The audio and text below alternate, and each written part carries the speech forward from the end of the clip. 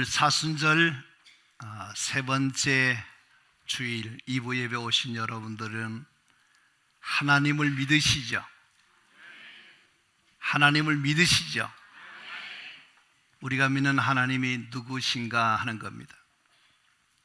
우리가 믿는 하나님은 우리에게 너무나 감동을 주시는 분이에요. 어떻게 감동 주시는가 하면 사순절 절기를 통해서, 십자가를 통해서 하나님이 우리를 얼마나 사랑하시는가 하는 것을 보여주고 계셔요. 그래서 여러분께서 이 절기를 지키면서 우리 주님의 그 십자가의 사랑을, 하나님 아버지의 그 마음을 읽을 수 있다면 내가 믿는 하나님은 나에게 너무나 큰 감동을 주시는 분이신 것을 고백하게 될 것입니다. 성도 여러분, 우리가 성만찬 예식을 행합니다. 주님께서 찢기신 그 몸과 피를 받습니다. 그걸 받을 때 어떻게 합니까? 주님이 나를 위해서 자신의 몸을 주시고 주님이 나를 위해서 피 흘려 주셨구나, 그것을 씹으면서 그것을 마시면서 하나님 아버지의 그 뜨거운 감동을 우리가 받는다는 거예요. 여러분, 욥이라고 하는 사람이 고난과 시련과 아픔과 큰 역경을 겪게 됩니다. 그 역경과 고난 가운데 있을 때에 하나님이 외면한 것 같고 멀리 계셔서 자기와 아무런 상관이 없는 분으로 알았는데, 욥기 42장에 보면 내가 귀로만 듣던 하나님을 눈으로 보고 내 가슴으로, 손으로 만지는 하나님으로 고백합니다. 그 고난이 뭐냐, 역경이 뭐냐, 그 다른 거 아닙니다. 하나님이 내가 너를 도와주며 내가 너와 함께하며 내가 너의 하나님이신 것을 알게 하시는 하나님의 축복의 역사가 바로 고난이고 역경이라는 거예요. 그래서 많은 사람들이 거기서 하나님을 만나고 거기서 하나님의 은혜를 체험하고 난 다음에 변화된 것이 뭐냐면 그 하나님을 찬양하고 그 하나님을 간증하고 하나님 주신 은혜를 내가 어떻게 갚을 수 있을 것인가, 그렇게 감동적인 삶을 살아간단 말이에요. 저와 여러분의 죄와 허물로 인해서 죽었던 사람입니다. 누가 우리를 살려주셨습니까? 우리에게 누가 생명을 주셨습니까? 하나님 아버지가 우리에게 그렇게 주셨어요. 그래서 우리는 그 은혜, 그 사랑 잊지 말고 가슴이 뜨겁고 우리 마음속에 감동이 있는, 감격이 있는, 눈물이 있는 그런 가슴 따뜻한 삶을 살아가야 될 자들이 누구냐? 바로 저와 여러분들인 줄로 믿습니다. 늘 울어도 눈물로서 갚을 수 없는 하나님 아버지의 그 놀라운 사랑을 기억하면서 믿음 생활 해야 될 줄로 믿습니다. 문제는 뭐냐? 예수님께서 이렇게 말씀하십니다. 우리가 너희를 향하여 피를 불어도 너희가 춤추지 않고 우리가 슬피 울어도 너희가 가슴을 치지 아니함과 또다 라고 말합니다. 지금 이 시대는 어떤 시대냐 하면 감동이 없는 시대예요. 마음이 무디어져 있습니다. 둔해져 있습니다. 강팍합니다.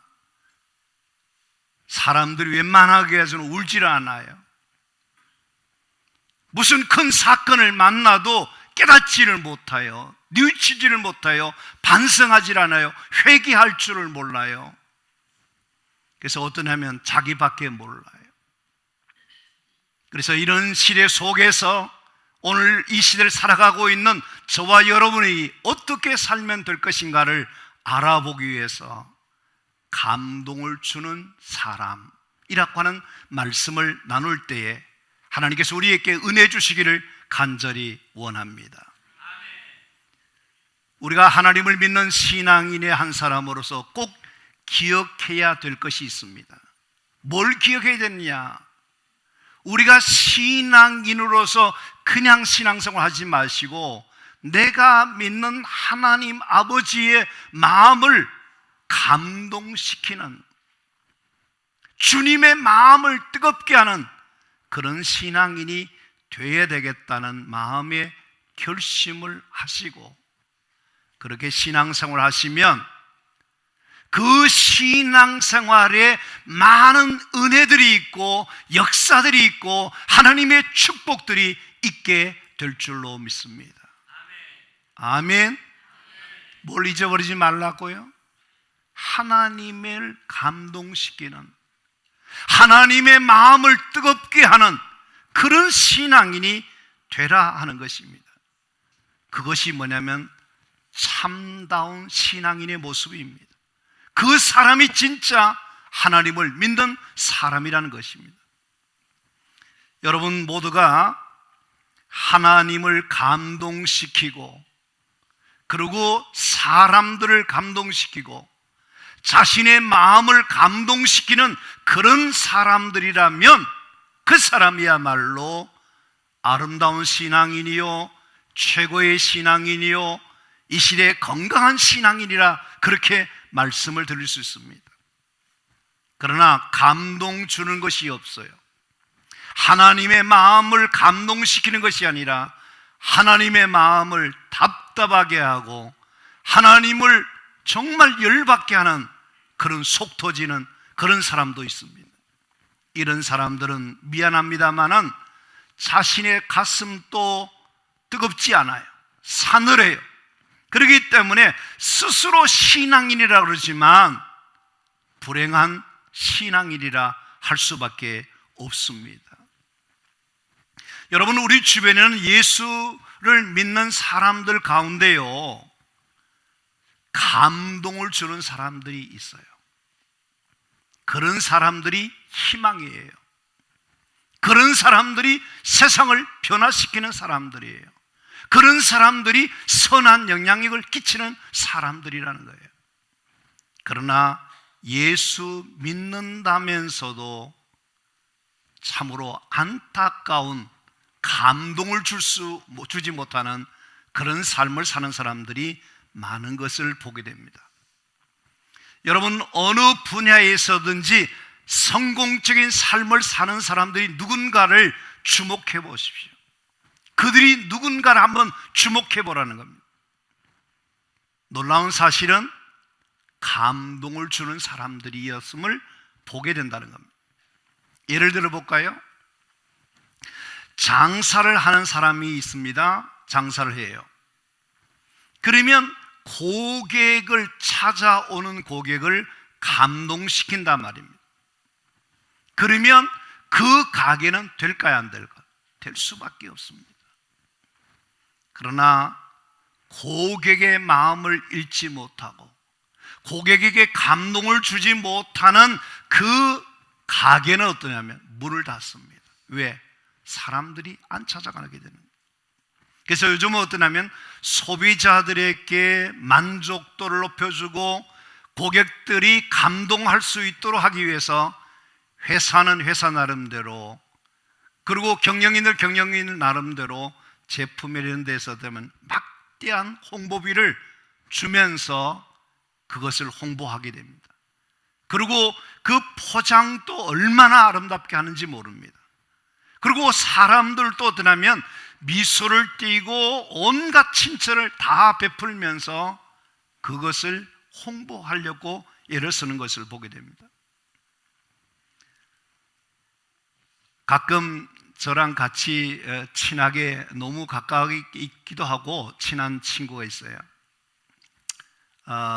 여기 가까운 만성리에 있는 친구가 지난 월요일 날 차나 한잔 하자 그래서 어디에서 만날까 그랬더니 자기도 오고 나도 가고 중간에서 만나자. 그래서 광주시 쪽에서 만났어요. 약간 언덕진데 올라갔는데 전망이 좋더라고요. 가서 커피를 시켰는데요. 그 주인이 있잖아요. 오면 온다, 가면 간다 그러면 맞아줘야 되는데 그것도 없어요. 근데 주문을 기다리고 있는데 계속 주문을 받지 않고 있어요. 그러는 사이에 이 커피점이 문이 열려 있으니까 개가 2마리 큰 놈이 막 들어오는 거예요. 무서워 죽겠는 거예요. 아니 이거 뭐 장사를 하려고 그러나 말라 그러나 그럴 정도로 느낌을 아주 안 좋았어요. 커피를 시켰는데 한참 만에 나왔어요. 나오면서 빨리 나가자. 다시는 이 집에 오지 말자. 그러고 우리 헤어졌습니다. 인상이 어떻다는 거죠? 고객을 마음을 잃지 못하고 감동을 주지 못했다는 겁니다. 여러분 아마 식사하러 어떤 식당에 가보시면 종업원이 있잖아요.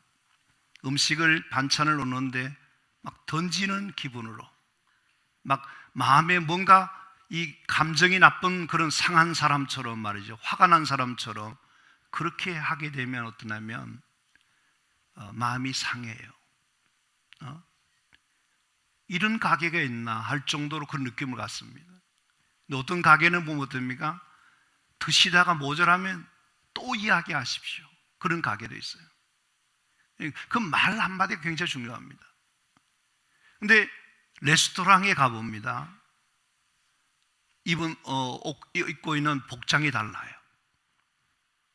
뭐 하나 흐트러짐이 없어요. 그리고 주문할 때도 어떠냐면요, 거의 무릎을 꿇고 손님 눈높이를 맞추면서, 그리고 그 손님의 마음을 이렇게 저거 하기 위해서 정성스럽게 미소를 지으면서 얼마나 잘해주는지 몰라요.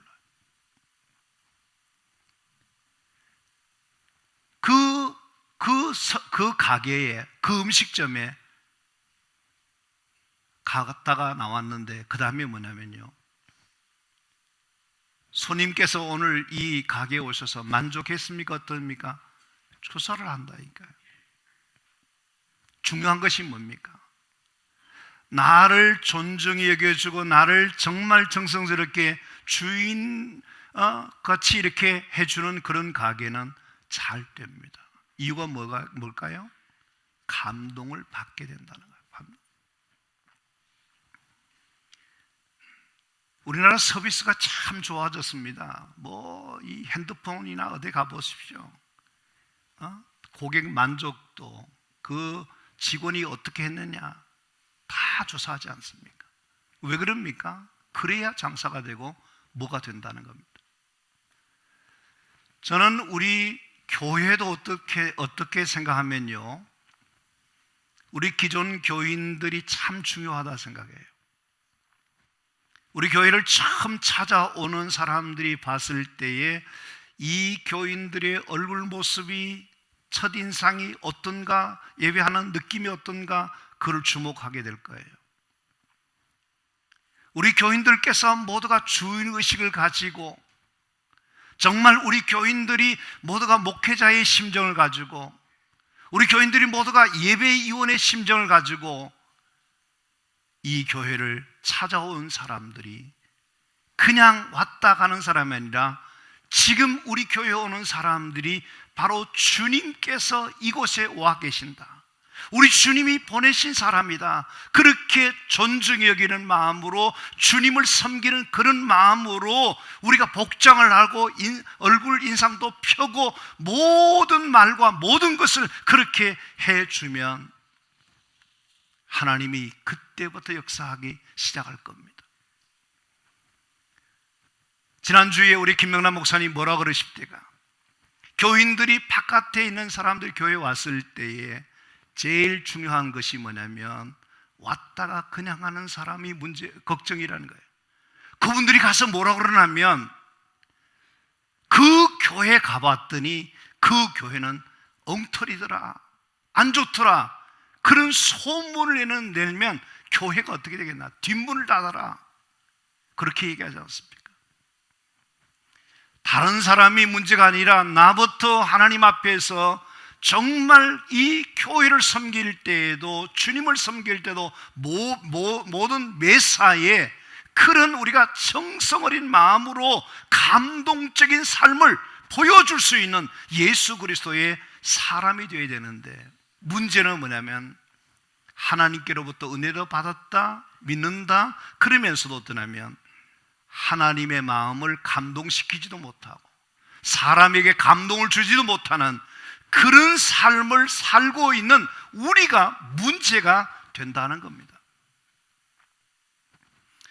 저는 그런 생각합니다. 우리가 하나님을 감동시키는 자가 되면 틀림없이 그 사람은 가정에서도 직장에서도 모든 삶의 현장에서 감동적인 그런 삶을 살아서 모든 사람들이 다 좋아하는 사람이 되어진다, 그렇게 생각합니다.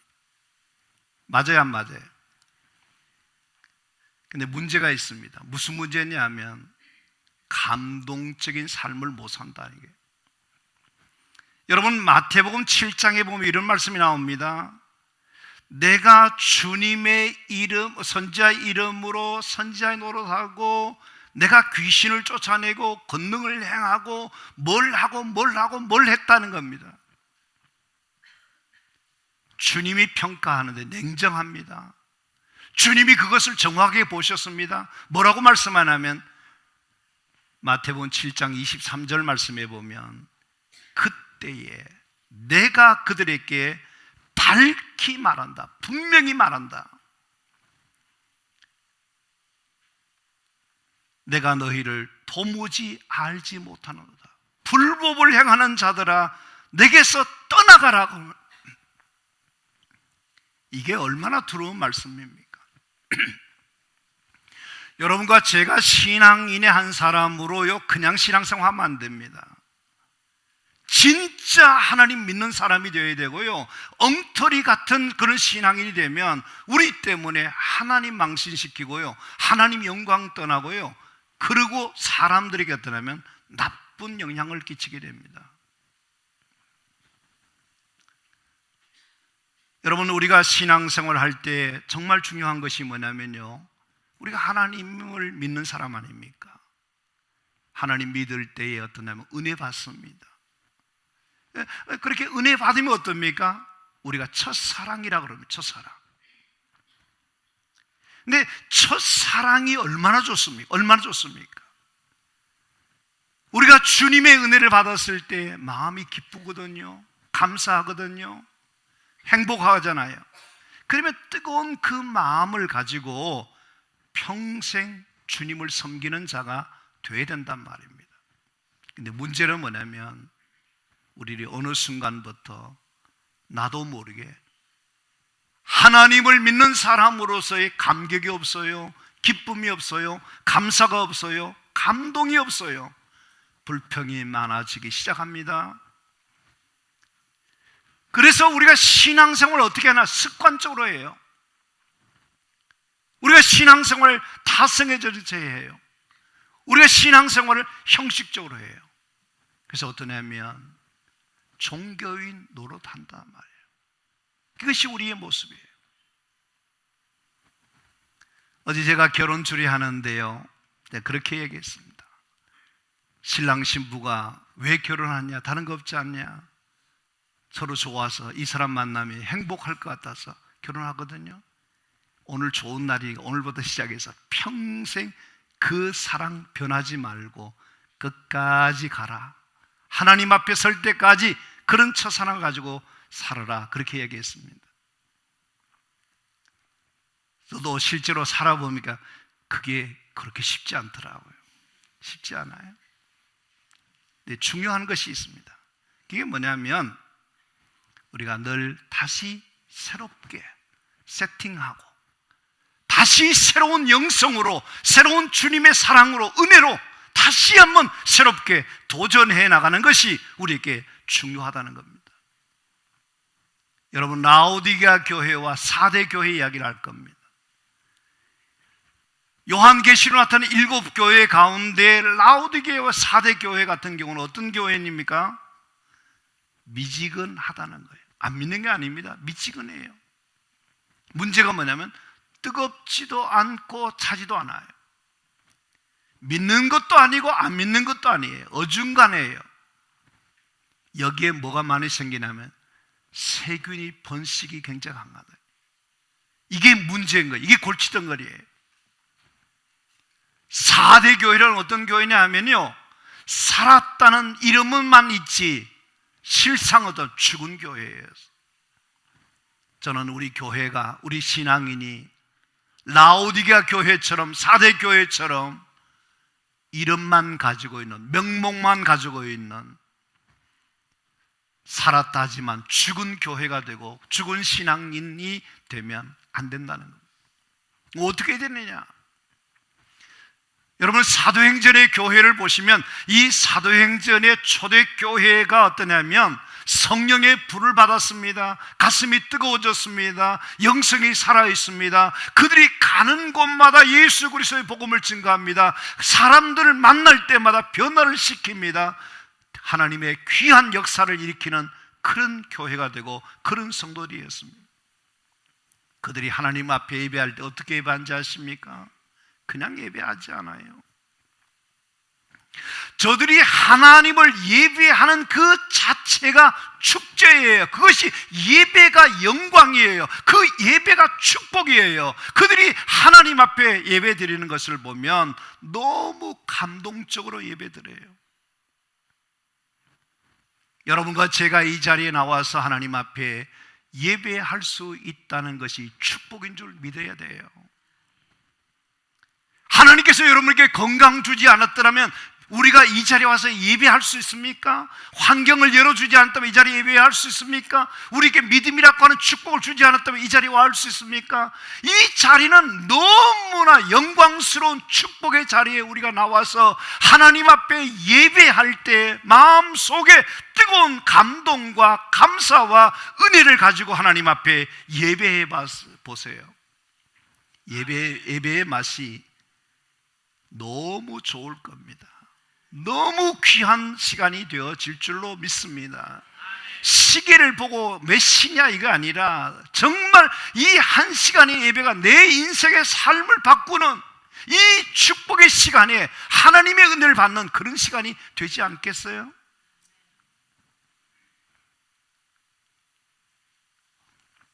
서종열이라고 하는 장군은요, 목숨 걸고 예배하자. 군인인데 그렇다.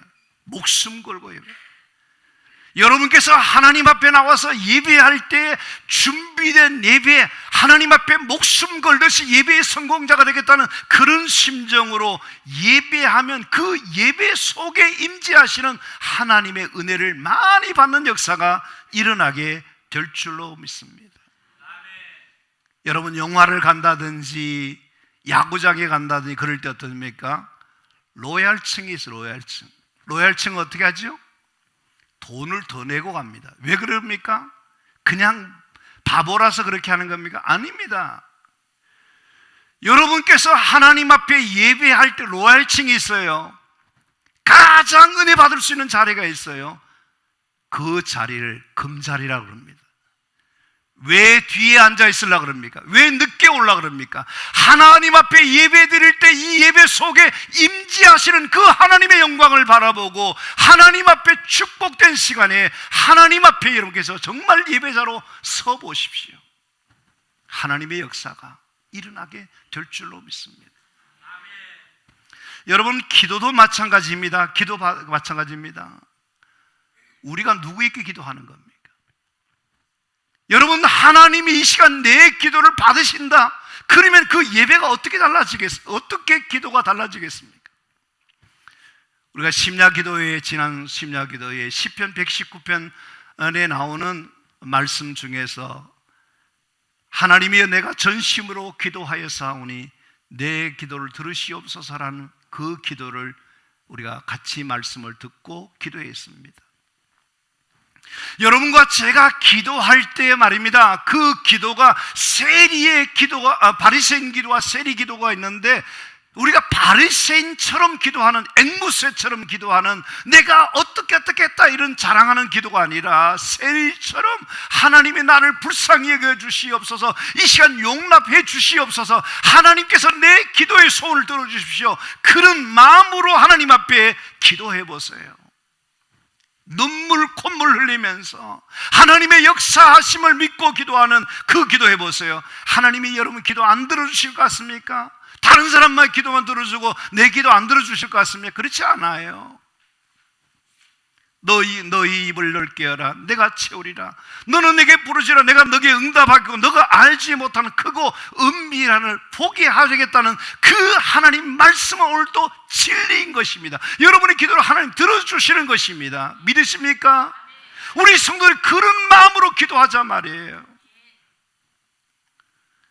여러분, 찬양도 어떻습니까? 우리의 찬양을 누구에게 드리는 것입니까? 사람 듣기 좋게? 아닙니다. 하나님께 찬양 올려드립니다. 할렐루야라고 하는 그 찬양이 어떻게 나온지 아시잖아요.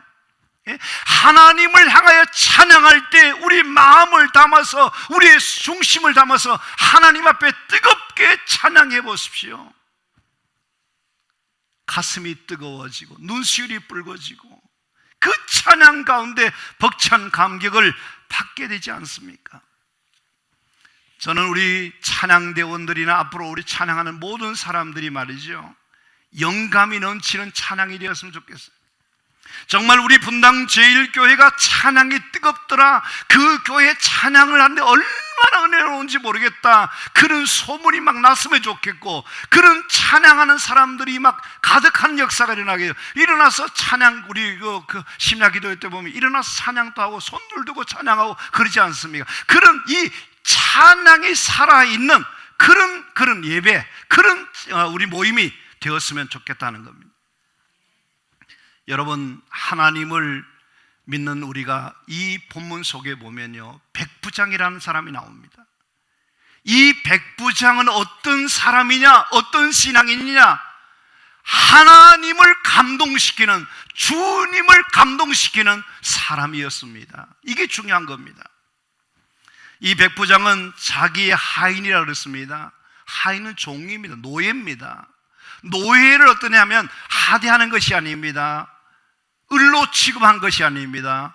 자기 하인의 병을, 중풍병을 고쳐주기 위해서 예수님께 데려온 사람이에요. 여러분, 7절과 8절 말씀을 한번 보시겠습니까? 이르시되 내가 가서 고쳐주리라. 한번 같이 하겠습니다. 백부장이 대답하여 이르되 주여, 내 집에 들어오심을 나는 감당치 못하게 사오니 다만 말씀으로만 하옵소서. 그러면 내 한이 낫게 사옵나이다. 뭐라고 그럽니까? 다만 말씀으로만 하옵소서. 여기까지 오지 않아도 됩니다. 그런 수고하지 않아도 됩니다. 주님이 거기서 말씀 안 하시면 내 하인의 문제가 해결될 수 있습니다. 주님 말씀만 있으면, 주님 말씀만 하시면 오늘 또 기적이 일어나고 오늘 또 병이 치료되고 하나님의 역사가 있을 줄 내가 믿습니다. 그런 마음이에요. 여러분, 백부장 같은 믿음만 있으면 불가능을 가능케 되고 치유 역사가 일어나는 역사가 일어나게 될 줄 믿으시기를 바랍니다. 하나님의 말씀은 살아있습니다. 그 말씀은 능력이 있습니다. 그 말씀을 믿는 자에게 하나님의 역사가 일어나게 될 줄 믿으시기를 바랍니다. 이 백부장의 신앙 고백, 말씀에 대한 그의 고백을 들으시고 예수님께서 하신 말씀이 있습니다. 10절 말씀을 같이 보겠습니다. 예수께서 들으시고 놀랍게 여겨 내가 진실로 너희에게 이르노니 이스라엘 중 아무에게서도 이만한 믿음을 보지 못하였노라. 할렐루야. 놀랍게 여겼다. 이야기를 듣고 놀랍게 여겼다. 그게 뭡니까? 주님이 깜짝 놀랐다는 겁니다. 주님이 감동을 받았다는 겁니다. 감명 깊게 들었다는 겁니다. 주님이 감탄하실 정도의 하나님의 사람의 고백을 들을 수 있습니다. 저는 우리 교인들이 이 백부장 같은 신앙을 가졌으면 좋겠어요. 한 이야기만 하고 말씀을 맺을게요.